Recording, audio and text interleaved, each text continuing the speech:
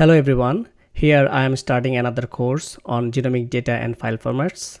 In genomics, we deal with different types of data, so this is important to know about different data and their file formats.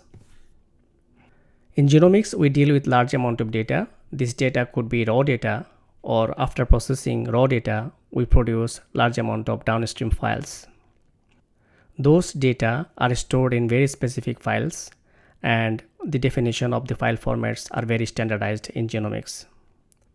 For instance, such files are FASTA, FASTQ, BED, VCF, SAM file, and many others. There are several dozens of different file types in genomics. Some of them are text file, some are binarized. These file formats ensures the consistency of data and their interpretation. Also, this allows seamless integration with the bioinformatics tools. So those bioinformatics tools need to be able to recognize different file formats to perform its operations. So therefore, we always use standard file formats in genomics.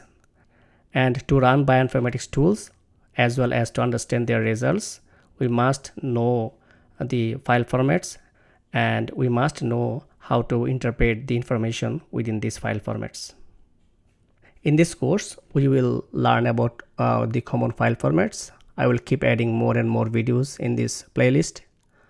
Also, we will learn about the tools that are used to analyze a specific file formats. The key objective of this course is to understand the genomic data and their file formats, which will allow you to analyze those using different bioinformatics tools. Please find out my other courses on my website. Thank you for watching this video. See you in the next one.